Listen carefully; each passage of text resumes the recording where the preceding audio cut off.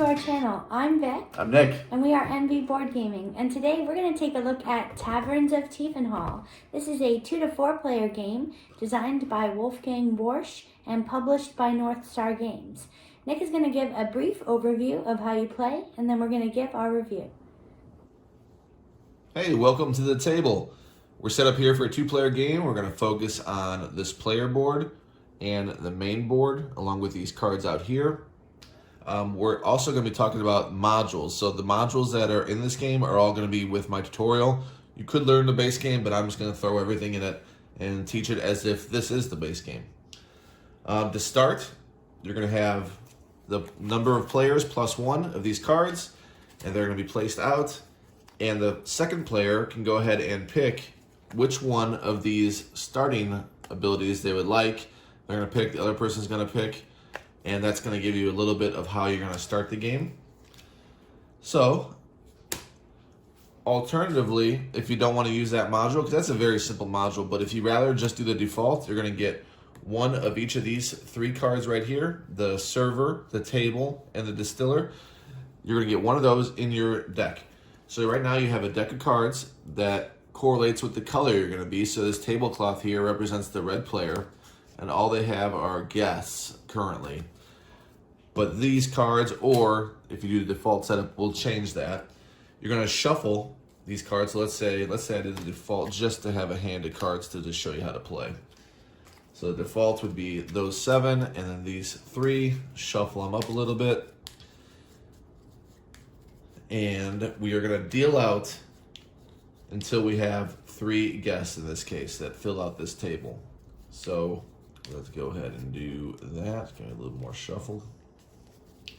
All right. So this is a guest. They do take up that table. Another guest, they take up that table. We have a server here. The server goes right there.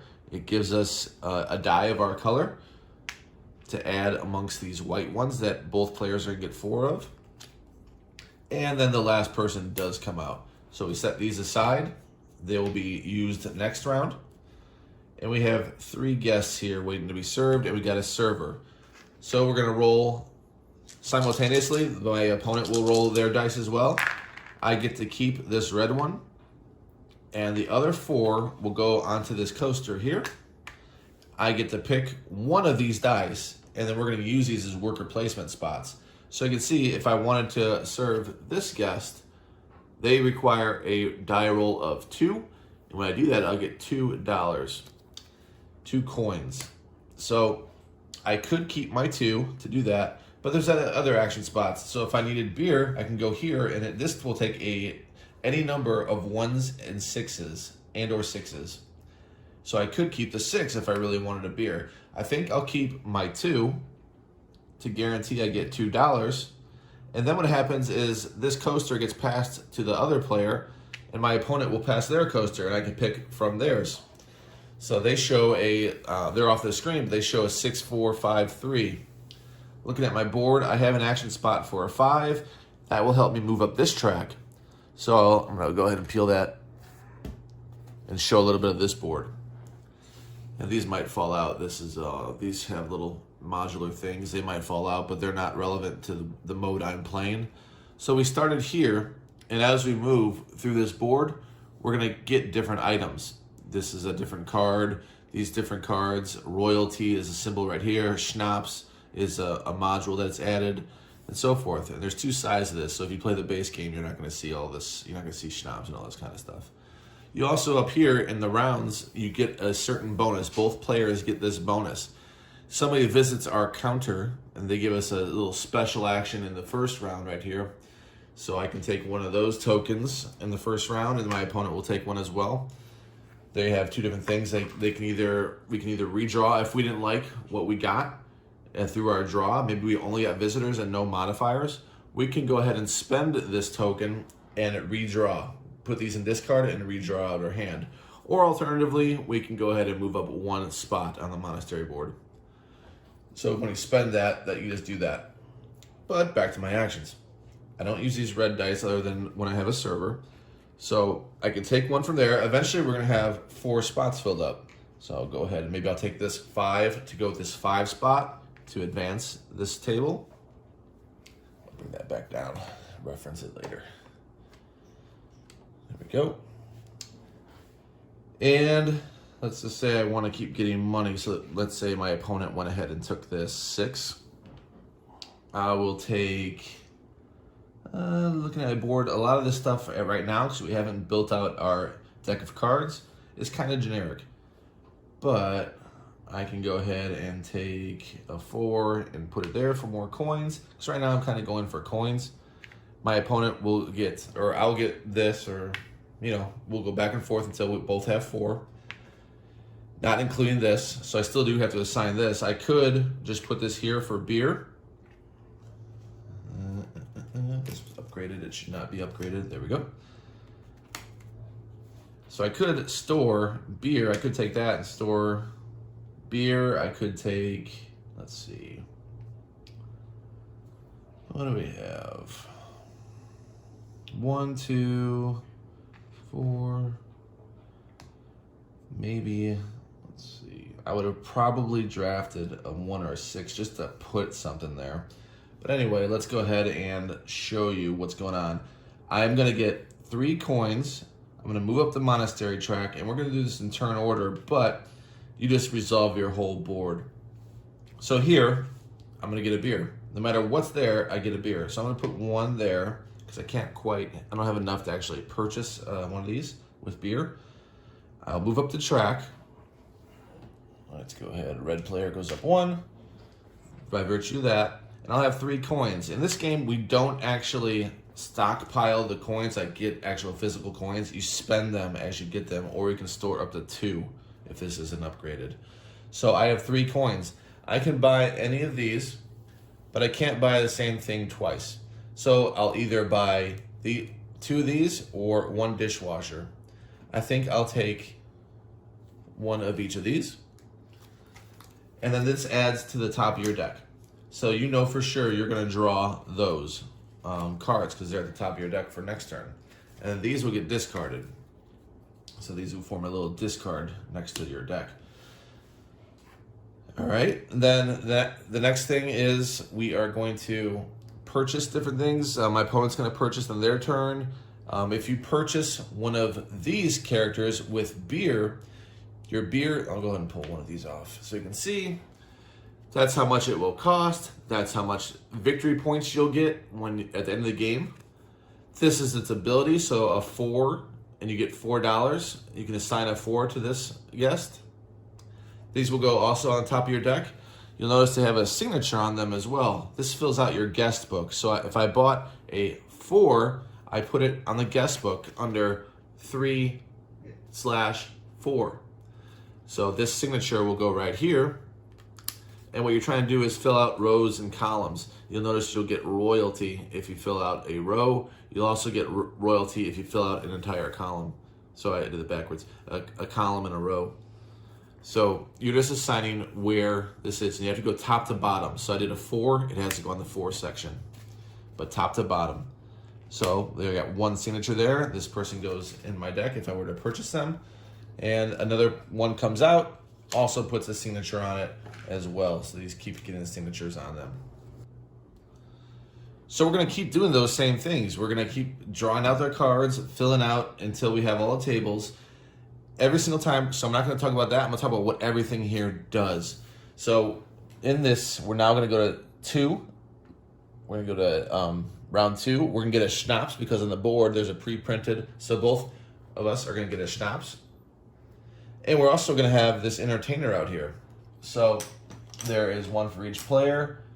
And you can pick which side of this entertainer you would like, what value that you want to take, but you have to keep it that way the rest of the time. So if I pick this one, I could pay 2 schnapps to get 3 beer. If I take this one, I can pay 1 schnapps to get 2 coins. So I'm going to go ahead and do that, and my opponent would do the same thing. So now I have this little thing. I could always get 2 coins with this schnapps that I have in store right here. They have other, you're going to get other entertainers out here. There's this fire spitter, and they have different abilities, and the Joker over here. So we're gonna have 3 entertainers by round 5. So So you're gonna also see you're gonna get different cards. Those people at the counter will visit as well. So you're gonna have up to 3 of those all game. Royalty gives you, whenever you upgrade or you see a crown, you're gonna get royalty. They're gonna go in your deck. The best thing about them is they're 10 victory points. They don't pay a lot. They give you 2 coins for 2 values, but it's nice to have them for sure, because without them, you're probably not gonna win the game. 10 points is pretty huge victory. So that's when you do an upgrade. How do you do an upgrade? By coins. So on these, I'll go ahead and take one of these off. This is the dishwasher spot. If I were to upgrade, it's gonna cost $9.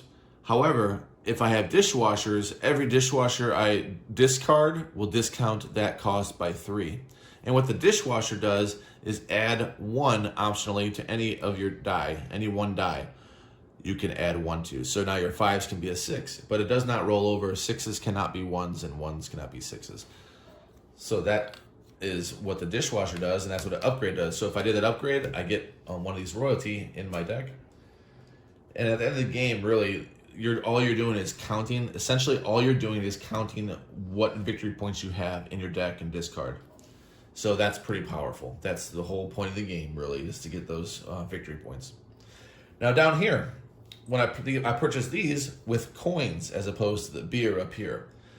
When I purchased the beer, with beer, I can only purchase 1 of these. I can't purchase multiple. However, as I explained, you can purchase different ones of these, just not the same one twice in the same turn. This character, the Bard, gives you a reputation when you draw him. It doesn't give you anything right away. You have to pay a coin. Any of these, they don't give you anything right away. It's always when you draw them. But like anything else, they go to the top of your draw pile, so you're guaranteed to get them. Unless you drew a lot of cards and filled out your table somehow before you drew these. But generally, you're going to draw these cards when you pick them up for your next turn. So this one increases your influence sphere right here, or your reputation. So you just put this over here. You're going to work your way around this. That gives you different bonuses, like victory points, end of the game, schnapps, a signature of your choice, and so forth. And if you get all the way to the end, you actually get a royalty. So when I draw them, I would move here. This one gives you a beer, one-time beer, and they get stored to the top right of your board, right here, to the right of this. So that's just one use beer. But you can stack. You can obviously get about 5 of them if you just played that way. Dishwasher, I already explained. The server, I already explained. You get the extra die. A table is exactly what you think it is. It's a 4th table on your board. It goes to the top right of your board where my draw pile is currently. And you can actually keep going and drawing cards until you get 4. Also, you'll note this is a spot where you can upgrade. So this one would cost 15, minus 5 for every table card you got. So that's just another spot. All this is, a lot of this stuff, like you can upgrade the server. This is where the server went. You can upgrade the server here so that you always have a die of your color. And all the costs are listed at the top left. Even these over here are modular. And your storage is modular, that you can go ahead and flip them and upgrade them. And it shows what it does in the upgrade next to the coins that it costs. And this one adds a multiplier for your the beer that you distill. So if I had this at the bottom right of my board, I would get 2 beer for every dice I put there instead of 1. So yeah, you're going to keep going. You're going to play 8 rounds, and you're going to be acquiring these cards, doing different things in order to get victory points at the end. You're going to add up all your victory points and all your cards, and whoever has the most wins. Hey, cheers everyone. We're back for our review of Taverns of Tiefenthal. This one is a solid game. It's going to be an 8-2 for me. I enjoy it. It's a combination of dice placement and deck building. I'm not a huge deck building fan. I can take it or leave it. But this one is a nice quick one. The actions are quick. It feels simple, but yet there are good decisions to make. So it's going to be in the 8s for me. Not going to be any more than that. Like you know in this game that you need the royalty because those are 10 bombs every single time. So you're aiming for that. Once you realize that, everyone at the table is going to start aiming for the royalty. Really, if you didn't get a lot of royalty, you're not going to win the game, plain and simple. The modules are fair. I think my favorite module is the guest book.